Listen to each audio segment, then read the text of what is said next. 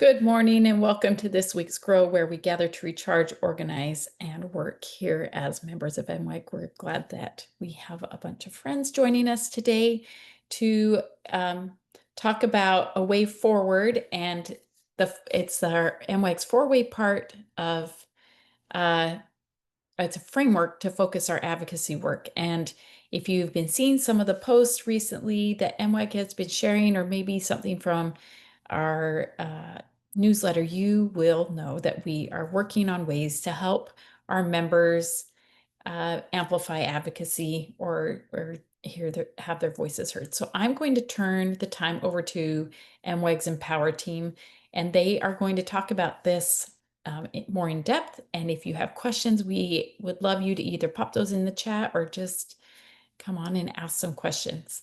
And this is recorded, so if you want to go back after and listen again, it will be in MWEG Central.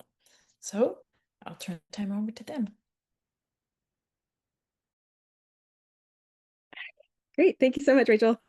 Okay, I'm going to share my screen here. I'm going to attempt share my screen. And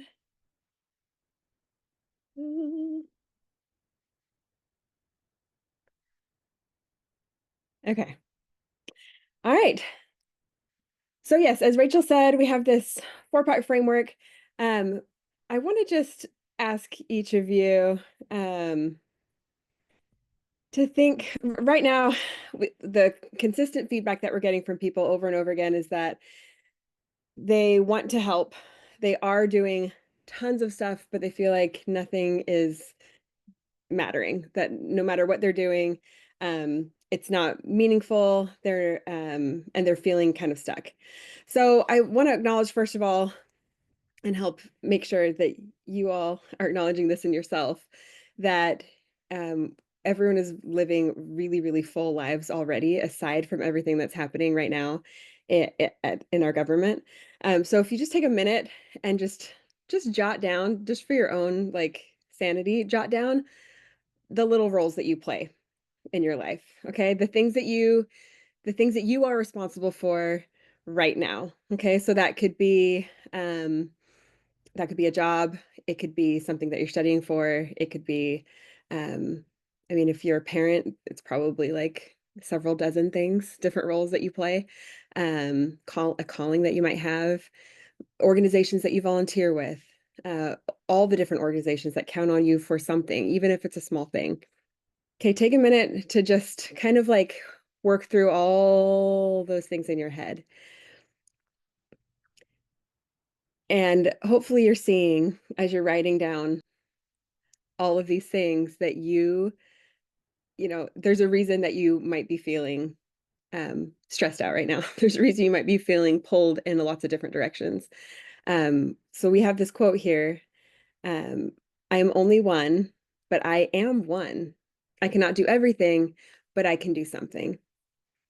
And because I cannot do everything, I will not refuse to do something that I can do. Okay. We wanted to find some kind of way to help, a realistic way to help you frame the work that you're doing so that it doesn't lead to either burnout or to apathy, because those are the two most common directions that it can go. So some of you may have used this kind of framework for Christmas, okay? Around Christmas time, especially if there's more than one person that you are trying to buy gifts for, it can go one of two ways. Maybe it's a person like my parents, who I have no idea what to give them. They have everything that they could possibly need, right? I don't know what, I just have no idea. So I'm completely stuck and I just have no idea what to do with them. Or it's like maybe one of my kids, where it's like so many things on their list, where they hand you like the catalog with all the things circled, and you're like, okay, thank you. And you're just like overwhelmed by all of the options. So this is a little framework that I know a lot of people have heard about, but you get each person something they want, something they need, something to wear, and something to read. And so it's just these four little things. It helps you kind of compartmentalize it. You can check your little thing off your list and you can just be done, right? It helps you get unstuck if you don't know what to get them, because then you can think, okay, I can get them, you know, something in these categories. Or if you have way too many options, it helps you narrow it down so that you're not drowning in it all. Okay, so we felt like that was very, very similar to the situation we're facing right now with our advocacy work. We feel either completely stuck because there's too many things to focus our attention on, or you're doing so many things and maybe it's not bringing you that meaning, or um, that kind of um, something that is sustaining you, right? So it's going to lead to burnout. Okay, so we changed it here to something to learn, a way to connect, a chance to speak up, and some time to reflect. And these are things that we're hoping that you can kind of just make a little mental note. Um, are these things that you're doing each week? Just one from each category each week. We chose them because one, they are going to really help. It's like distilled effective advocacy. So these things are all components of effective advocacy. And these things are all components of things that are going to sustain you and make your advocacy really meaningful to you, so that it's not something um, that exhausts you, but it's something that gives you life and keeps propelling you forward. So we call it the way forward, a way forward. There's four things, okay? But we're going to talk about each of these four things, ways that we are doing it. I want you to be thinking in your own mind while you're watching, because we're going to ask you also to contribute, because the more we hear from other people about things that they're doing, ways that they're getting involved, um, the better it is for everyone, because then we can learn from each other and grow together. So Catherine's going to start us out with something to learn. Thanks, Lisa. And I really like how you framed that both problems of not knowing what to get someone for Christmas or versus not knowing which of the many possible things to get someone as a gift, because both of those are uh, we are in advocacy. We are kind of in the same in those same boats, but we don't have to like when I think of my parents. Um, and my parents don't need all four things either. So even choosing just one is also a way forward, a simple baby step way forward. So something to learn as is a great one, and we know that our MWEG members love to learn new things. Like that's one of the characteristics of people who are drawn to MWEG is that we just are interested in new ideas and new encounters and new people and things like that. So there are lots of ways that we can learn, and we would like to encourage you to think of ideas that you might not have thought of as like a traditional pathway to learning. This is a way that you can gather new information and perspectives, figure out what you want to focus on by learning about something first, welcome nuance, and search for stories. So there are so many options of ways that you can do this. We have lots of conference videos from our past spring conferences on MWEG Central. You could watch a video there.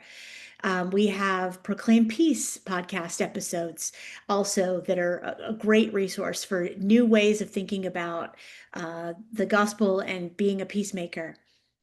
Um, other ideas that we have are learning about your neighbors, talking to a neighbor or a new person that you encounter in your daily life, getting to know someone else's experiences or their expertise or their viewpoint is a way to recognize the expertise of others, to see their perspectives and learn from them. We uh, we have experts in all kinds of things living all around us. So we just have to open our eyes and test out those different ideas, learn from others around us. Another really fun thing to do is to learn our family's story, learn what events and relationships and historical impacts have influenced our family in the past or even into the present. So what has how have the government policies around the world for people who've come from other countries, how have those impacted people in your family, and how has that impacted the way you show up in the world today? So understanding history on a really personal level.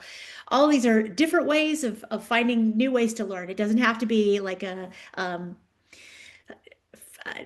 formal educational offering, but there are lots of ways to learn in our daily lives. So thinking about a way to learn this week. Awesome. Yes. Thanks, Catherine. That is really important. And I think we don't have to necessarily read something like educational per se or newsy to be able um, to learn new things. So I love that. And I love that people are putting things in the comments. So we'll be sure to sorry, I have a child texting me right now and I forgot to put my phone on do not disturb, so I apologize.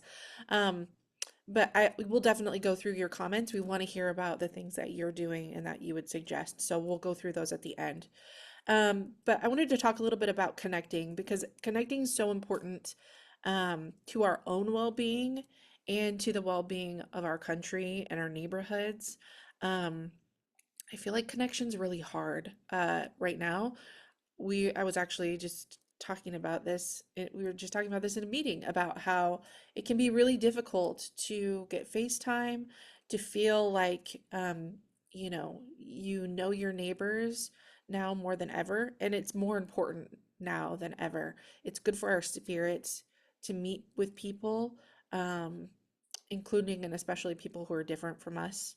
And it reminds us of the worth of individual people. It helps us to not pigeonhole people or put labels on people um, in an unfair way. And it gives us reason to stay engaged. If we care about the people in our community, um, we're gonna continue to work toward their benefit. And so we have a few examples that we've suggested in past weeks already. One is finding an organization hosted by a bridge building um, organization, an event hosted by a bridge building organization, and then making a plan to attend. So this could be a virtual event. This could be an in-person event. There's great organizations like Braver Angels that have chapters all over the country and host events all the time. There's also Living Room Conversations, which we host through MWEG. And I know, like, I live in Texas. Our Texas chapter is doing a living room conversation next week. And that's just an opportunity to meet with people you might not usually talk with and discuss an issue and learn how to um, get people's perspectives on issues that might be a little bit hot button. But it really helps you practice approaching those conversations in a way that is curious and peacemaking. Um, and so we would just really encourage you to think about doing something like that. Reaching out to members of your local LDS community was another suggestion when we had that horrific attack in Michigan. Um, I would encourage you to think about what communities in general might need some outreach from you. Um, it could be someone in your family. It could be, you know, uh, a group that's having a difficult time in your community. It could be your relief society, a specific person you're thinking of. I would just really encourage you to think about where you feel called to connect, and try to reach out to lend a hand of support and fellowship. You could host a voter prep party, which is something we always encourage. We have local elections coming up, and local elections are so important. It's also like so granular sometimes that it's hard to know what's even going to be on the ballot. I think in here in Texas we have like 17 amendments on our ballot, and like we had a state voter prep party with our MWEG chapter and it was so helpful. You can even do that virtually. So voter prep parties are a great way to build community and connect with others. And then you have your basic things like taking a walk, starting a walking group, being a part of a book club. Like I said, just think about where you feel called to connect in the community, and maybe just push yourself a little bit to make a phone call to a friend or to reach out a hand of support. And that is really going to be beneficial to you and to all of us.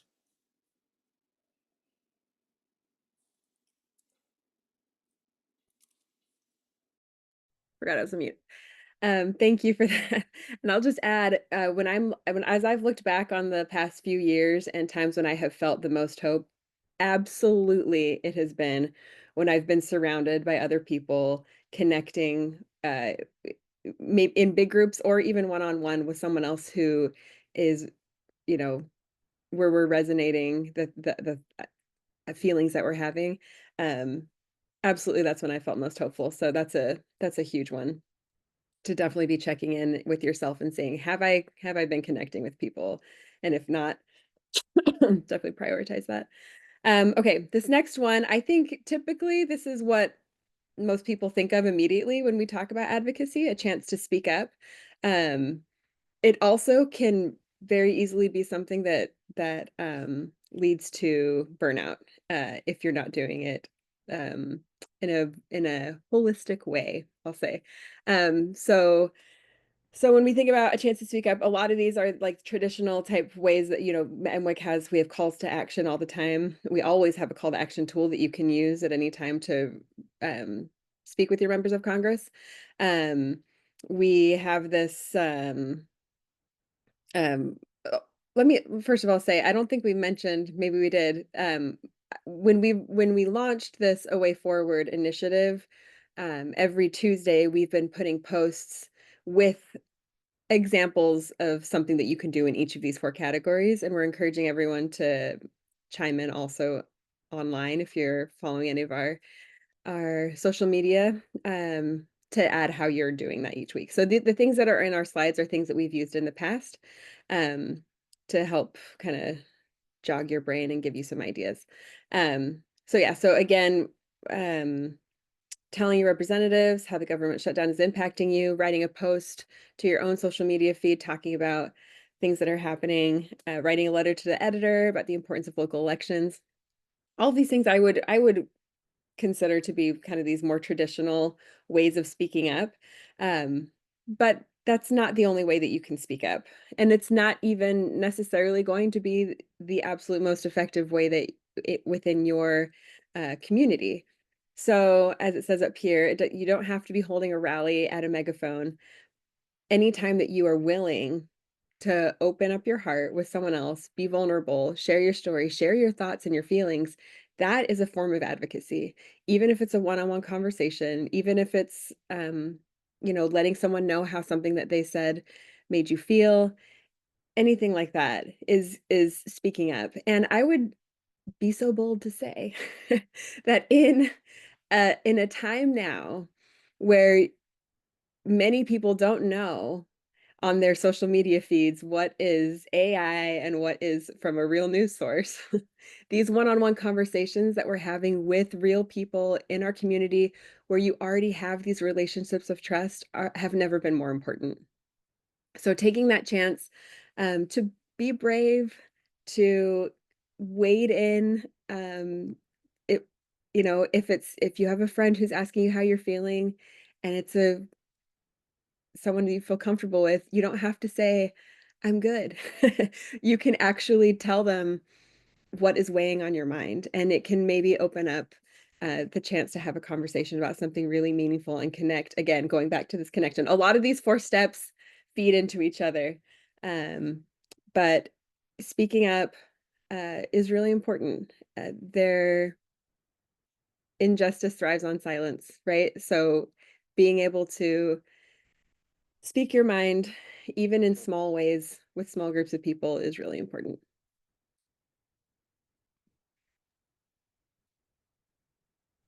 Thanks, Lisa.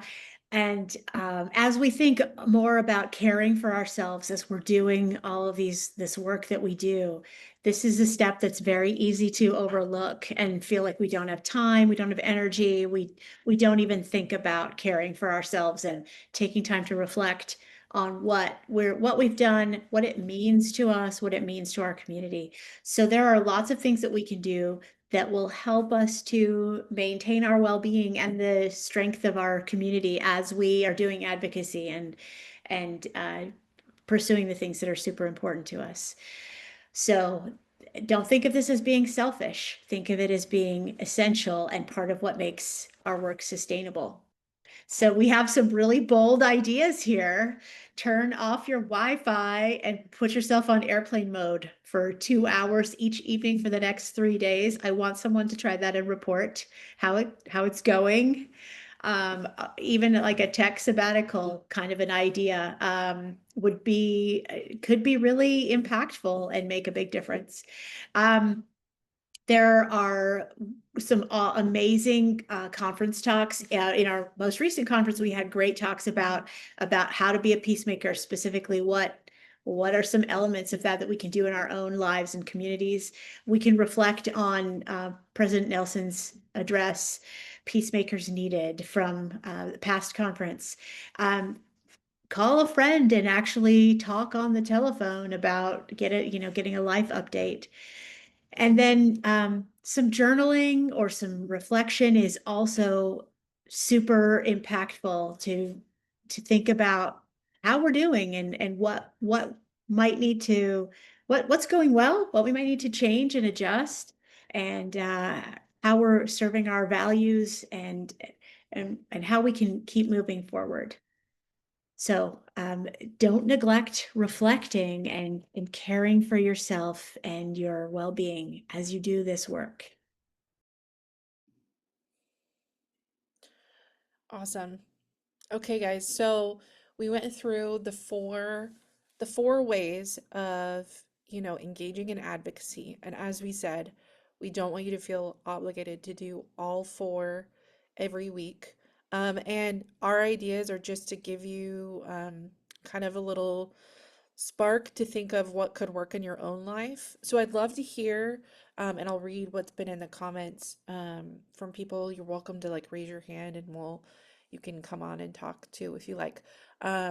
What things have you guys done in these areas, or what things can you think of that you could do that would fit into something to learn, a way to connect, a chance to speak up, and some time to reflect? And I'll read the ones that are on the side. And like I said, feel free to raise your hand or type in the comments. We'd love to hear. So Mikkel said she did the Power of Proximity course through MWEG about immigration and highly recommends that. Yeah, that's a great course. It's available in MWEG Central. Definitely fits in with something to learn. And it's all about immigration advocacy. And Camille said, don't forget about book group. Obviously, MWEG has a book group as well, and we meet every month. And that's another great thing you can do. It would cover something to learn and a way to connect, honestly, because it's a great time to meet other MWEG members. And you can see the schedule for that in MWEG Central too. Um, and then Michael Ann said she went backpacking. I am jealous. And she was offline for 3.5 days, and it was glorious. Um, that sounds amazing. And honestly, you wouldn't even have to go backpacking. Um, like I've had times when I've forgotten my phone at home, when I've gone for a walk, and even just that was nice. So even just like going back to the olden days and leaving your phone behind when you're going out to do something can be really nourishing to disconnect. But yeah, what other ideas do you guys have? We would love to hear them.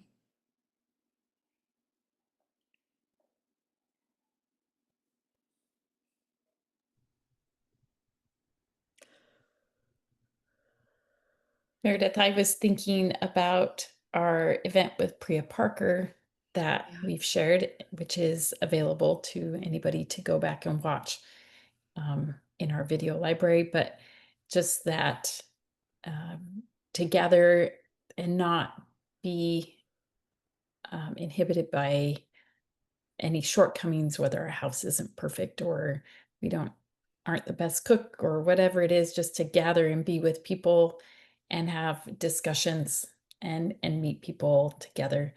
Um, and that's just one of those things that you're doing a lot of these things where you're learning and connecting. And sometimes you do have an opportunity to speak up even in those moments, in a really bridge building, peacemaking way where you can say, that's interesting and tell me more. And well, this is what I know, and you can share those things. So I just think that if we can make time to gather with friends or with neighbors, even if it's a casual, Halloween dinner, or if it's something, Sunday dinner, just invite a family over for a Sunday dinner or some friends, depending on, what stage of life you're in. Um, but there is something about sharing meals and time with people that is really personal and gives us a lot of opportunities to do the things that were shared with in this presentation today. So Yeah, I love that. I love her book is so great and her presentation. I don't think it's available anymore, is it, Rachel? Her presentation, Priya I Parker's. think it is. I'd have to go back and see. Okay. Her presentation was great, but she also just has a good website that you can peruse that has really good tips on like how to host a gathering. And she gives some super creative ideas for like getting together and um like reasons to get together and ways to do it. And I know that's not for everybody. I'm a very like introverted person. So I really have to push myself to connect, and my husband's much more extroverted, and so that's an easy thing for him. So like obviously you definitely don't have to host an event. Um, but she gives great ideas of like ways to be a good host and also a good attendee. So that's super helpful. Any other ideas? Okay, we just got a message in from Sylvia. The most time-consuming and exhausting thing is trying to get broad perspectives on the news in order to draw the most truthful conclusions, and knowing that my current reps and senators are not going to budge or stand up to speak out. And then it takes an extra push to actually get those letters, calls, emails written because it feels futile. So I just need to take a break from it all as needed, and once I take the action, I feel better about doing my duty. Absolutely, Sylvia. I think that's super relatable. Um, like we all want to be well informed, and that's such a good intention. Um, we want to be well informed on the issues, and we want to try to understand why other people might think differently, right? And it sounds like that's part of what you're doing, and that can be exhausting. And that's, one of the reasons why in MWIG we do encourage people to kind of pick their areas of priority about what topics are most important to them and follow those maybe a little bit more closely, kind of to avoid burnout. And then it is super frustrating when you feel like your reps aren't responsive. But I would agree with you. I definitely feel more satisfied when I have done something to reach out to them. Um, and sometimes it takes me a little while to build up to, to like get past my frustration maybe and actually like follow through. But that's so good. I think, you know, like we said, like once a week, if you can even find a way to speak up once a week and, like call and leave a voicemail for your rep or send them a quick email about something you're concerned about. I think that's great. And it doesn't have to be super long and it doesn't have to be super detailed. But those habits are really good. And I love that you said you feel better after you take action because that's our goal is helping you guys have hope and knowing that hope is an action and not just a feeling. And when we do things, it helps us to remain hopeful. So, any other thoughts or ideas before we close? I've got Oh, one also. Oh, go ahead. go ahead, Lisa. Oh, Mikhail, you can go first, and then I'll go. okay. One thing I appreciate about MWAG is our state and the thing on Central, just that we have Central and that we can connect with people in our state. Mhm. Someone had just posted in my state, which is not a very active channel. I think there were fewer members here. And I'm in Maryland, and they're like, "Hey, I'm going to this thing.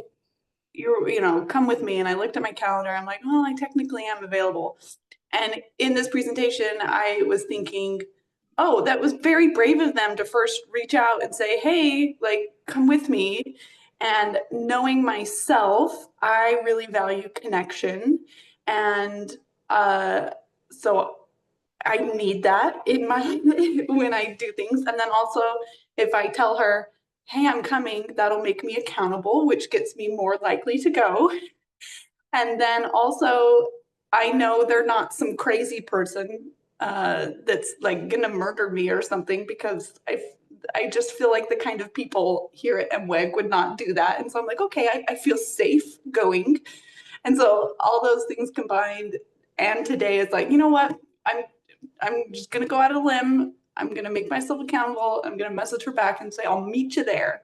So that was one thing I thought of. And it came up like light bulb. So that also tells me like, hey, maybe that is a good idea. Kind of a little bit of revelation or inspiration there. I love that so much. Yeah. I'm so happy to hear that. That actually kind of goes along with what I was going to, one thing I was going to talk about is just last night I was going to a Relief Society activity, and I'm part of this program in Kansas City where we learn about the health department like tells us different things that different resources that they offer, and then we're community ambassadors, and so we go out and tell our communities about it. And I just had a meeting with them yesterday morning, and so I was like, oh, should I like bring some of these resources to Relief Society? And part of me was like, I don't know, is that the place to do it? And I was like, it's not political, it's just resources, you know? So I'm like having this little battle back and forth in my mind. And finally I was like, no, I'm gonna do it. I'm gonna say something about it. And part of it was about some mental health resources. And I started talking with a woman in the ward, and then she was talking to me about a family member um, who could use some of these resources, and we're kind of going back and forth, and I'm telling her about some of the things that are available, and you know the importance of how great it is that our city is funding these things. And at the end of this conversation, she was like, I feel so invigorated. Like, thank you so much for talking to me about this. And her using that word, like, I don't know, it was very affirming. Sometimes these things feel so unnecessarily weird, These are not, when and again, we talk about advocacy, it doesn't always have to be these big national hot button cultural war issues that we're talking about. They can be these very real needed resources that our governments locally very often do offer, or if they don't, they should, or maybe they should, maybe they shouldn't, but it's worth having that conversation with people. And so I was it was really gratifying to hear her have that kind of a reaction, that it was energizing for her. And I wasn't expecting that, but I will say that when we do these things and include other people in them, that's the kind of um, you know, those are the kind of what's that word? The sorry, y'all, I'm It's just almost like a losing my mind. synergy. Like, Yes, yeah, like we're it ripples out. stronger, like a whole is greater than the sum of its parts, you know? Like, yeah, it's Yeah. great. Yeah, yeah. So, yeah. So and again, it goes back to that idea that these things are self-sustaining. And when you have experiences like that, you want to feel that again. And that's what can help keep you going. Yeah, absolutely. I love that. And I think it also gives people like permission to feel like they can talk about an issue or care about it. Like, I think it just really helps for people to know they're not alone in like wanting to be good, involved citizens. So I love that, Lisa. And I love what you said about how it doesn't have to be a big thing, because that made me think of Michael Ann's question. She said one barrier I have for speaking up is the idea that I need to be an expert on what I'm calling or writing about. And I know that that can be a big issue. I remember honestly joining MWAG and feeling so intimidated. Like I did not know enough to be involved in MWAG. And I just like Lisa said, it doesn't have to be a big thing, and it doesn't have to be hopefully not overwhelming. But you can use your good media literacy skills and learn about issues and go off of what you know. You can share your stories about how issues personally affect you. Those are always powerful. But like none of us are going to be an expert in like, bridge building policies or healthcare education. I mean, maybe some of you are. I certainly am not. So I definitely, one aspect of MWEG I love is that there are experts in MWEG that we can turn to, that there are experts outside of MWEG that we can turn to and say, like, what do I need to know about this issue? And then we can learn and we can be confident that we can use our voice even if we don't know everything, and we can continue to have an open mind and learn as we go, and that's okay. Yeah, absolutely, Lisa. You're an expert on your personal story. Don't discount your personal stories, and those are so important to share with your representatives whenever it's applicable. I know they really appreciate hearing that. We hear that from them as our members share their stories. So we have a hand up, Oh, Meredith, awesome. from Sister Yeah. Hope Wilfong. Did you Yeah. want to Sister Hope, go for it. share? Hi, I'm coming in kind of late. Your in-services are usually right at the same time I'm doing my institute in-services, so I haven't been able to attend. I appreciate this and I appreciate everything that's being said. Maybe you can refer me to somebody else because this may have been discussed or some other source. I'm in a very red part of Arizona, very southern Arizona, and I'd love to get Mormon ethical women group going down here. How do you gather? How do you find out? I'd love to stand up and have it in the state newsletter and announce it at Relief Society, and I can't do that, especially here because it's Yeah. such an ultra conservative. How do you find out? How do you find other sisters that are interested in such topics? And That's a if you great could just question. refer me to somebody else, I understand that. Yeah. Well, Rachel, who's on this call, can hook you I'm up in because she's in Arizona, and Arizona. I was actually just noticing, so if you are on MWIG Central, we just had a member who is down in Tucson who has just like she personally organized and just said, I just want to have a call with whoever wants to join and just chat. And she posted that on there. So that's just something like that's not an MWAG necessarily an MWAG event. That's just a member that's saying that anybody that lives around me, but maybe you don't have time to gather, you want to jump on a call for 1 hour and just talk about issues or feelings or anything like that. So that is a great place to start. And if you join MWAG Central and you put your information in using your zip code, it'll add you to your state space. So then you can kind of see like who's in my area. Because I think you would actually be surprised. There may be other MWAG members. Arizona has a fair amount that there may be some closer to you than you know. And sometimes it takes some bravery to speak up and be like, hey, I'm interested in being part of a nonpartisan pro advocacy ethical group of women too, but I can't say it in my Relief Society because like you said, you might get some side eye. So I think that's a great place to start. And one thing for me, in the area where I live, I've just found that if I am brave enough to speak up a little and maybe share, like we've other people have said, my personal story, then other people kind of lean into that and they'll share. And then I know that those are people who are safe to have those conversations with, who are not going to be combative or um, openly opposed to me even speaking even a little bit about community advocacy or anything just politically adjacent. So that's a great place to start. But there may be some other resources. I don't know if you've looked into MWAG Central. So Thank you so much. Lori, I see that you have a hand up. I think you covered everything. I was just gonna say, yes, there is, lots of people down there and you can get involved and you did that so well. So thank you. Yeah.